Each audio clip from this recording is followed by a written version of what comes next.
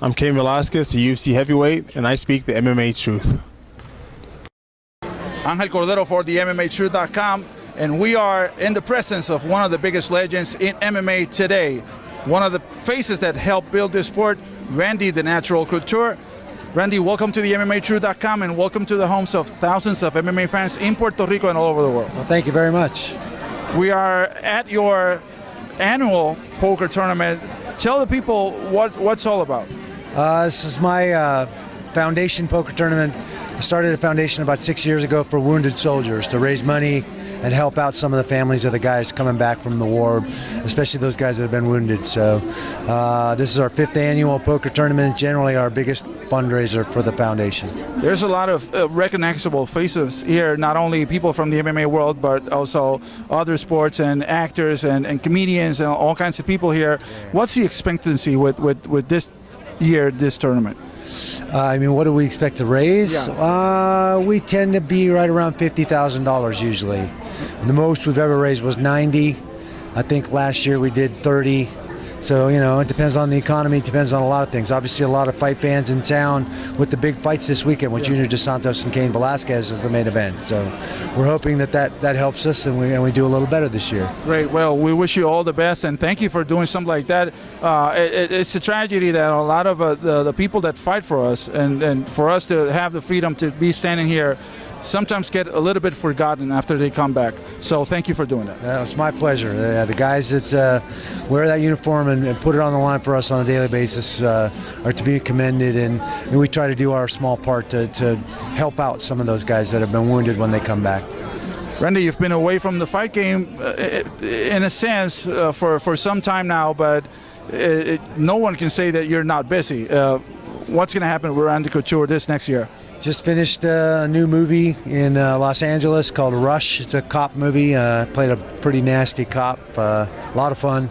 Got a couple more movies in the pipe. So I will definitely be doing some more acting.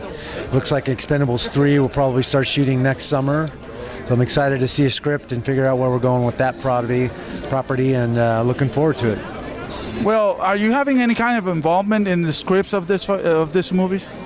Other than just reading and trying to find roles and characters that have a little meat to them, you know, not just thugs and physical characters, but a little more, you know, working on developing more acting chops and getting better at the acting. So, but as far as the writing part of it, the development part of it, not yet. It is something I'm interested in, but I still feel like I have a lot to learn. Do you think that acting is somewhat of filling that void that fighting might have left in you? You know, I don't really feel like there was a void. I came to a rational decision that it was time at 47, almost 48, for me to retire. And once I got comfortable with the decision, I haven't really looked back. And still involved running the gym, working with the fighters. My son's getting ready to fight here on the 12th and at the last Strikeforce card. Got, you know, Martin Kamen, Jay Haran, a lot of great fighters that train at Xtreme Couture Training Center, and a bunch of up-and-coming guys that are fun to be around as well. So still involved, absolutely, but I'm pretty comfortable with my decision. Any news on that close quarter fights with Steven Seagal? You know, it was a joke, and obviously some of the media picked it up and ran with it, and he responded the way he responded, which was all pretty funny as well. So, you know, I don't think it's ever anything that would happen for real. I don't think that he really fancies himself a true fighter and a mixed martial artist. And I mean, to say that we're going to meet in some warehouse somewhere where nobody can watch is kind of silly, but it was funny. Okay. 2012, the end of the UFC 155 depicts the end of the UFC of this year for the UFC, and we have the rematch between Junior Dos Santos and Cain Velasquez. Do you have a prediction for that fight?